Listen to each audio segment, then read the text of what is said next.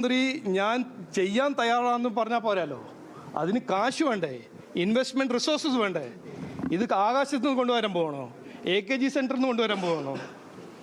ഇതുവരെ വീടുണ്ടാക്കാൻ കാശില്ല, കുടിവെള്ള കോൺട്രാക്ടേഴ്സിന് കൊടുക്കാൻ കാശില്ല, പിന്നെ ആരോഗ്യ മേഖലയിൽ ഹോസ്പിറ്റലും സ്കൂള് 75% സ്കൂള് സേഫാക്കാൻ കാശില്ല. എന്നിട്ടാണ് റെയിൽവേ ഉണ്ടാക്കാൻ പോകുന്നത്.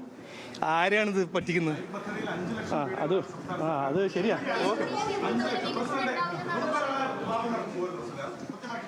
ഏതാണ്ട് ഉപേക്ഷിച്ച മട്ടിലാണ് ലീഡ്. എന്തെങ്കിലും കിട്ടണമെങ്കിൽ അതെ, ഒരു വലിയ അരാഷ്ട്രീയ പ്രസ്താവന കേരളത്തിൽ ഇങ്ങനെ നിരന്തരം ചർച്ച ചെയ്യുമ്പോൾ നമ്മളിത് വളരെ മോശമാണ്, ഇങ്ങനെയൊന്നും പറയരുത്, അത് രാഷ്ട്രീയ ബോധമില്ലാത്തവരാണ് ഇങ്ങനെ പറയുന്നതെന്ന് പറയുന്ന ഒരു പ്രസ്താവനയുണ്ട്.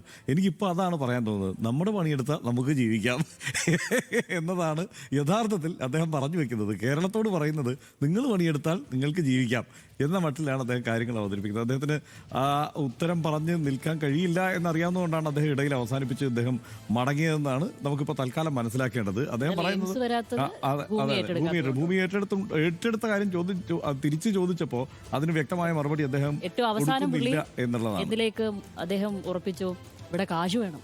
അതെ. അല്ല, ഇതിലൊക്കെ കാശ് സംസ്ഥാനം വേണമെങ്കിൽ ചെയ്തോണം എന്നുള്ള മട്ടിലാണ് അദ്ദേഹം പറഞ്ഞ് അവസാനിപ്പിക്കുന്നത്. അദ്ദേഹത്തിന്റെ എനിക്ക് സത്യത്തിൽ കാര്യമായിട്ടൊന്നും മനസ്സിലായില്ല. അദ്ദേഹത്തിന്റെ മലയാളത്തിന്റെ കുഴപ്പമല്ല, അദ്ദേഹത്തിന് ആ കാര്യങ്ങളിൽ വ്യക്തതയോടെ പറയാവുന്ന ഒരു സാധനം ഇല്ല, ഒരു പോയിന്റ് ഇല്ല. അതുകൊണ്ടാണ് സംസ്ഥാനത്തിന് എന്ത് കിട്ടി എന്ന ചോദ്യത്തിന്, സംസ്ഥാനത്തെ അവഗണിച്ചില്ലേ എന്ന ചോദ്യത്തിന് വ്യക്തമായ മറുപടി പറയാൻ കഴിയില്ല, ന്യായങ്ങൾ മാത്രമായി തൽക്കാലം പറയാൻ കഴിയില്ല. അതുകൊണ്ട് തന്നെയാണ് അദ്ദേഹം അത് അങ്ങനെ അവസാനിപ്പിച്ചതെന്നാണ് നമുക്ക് കരുതേണ്ടത്.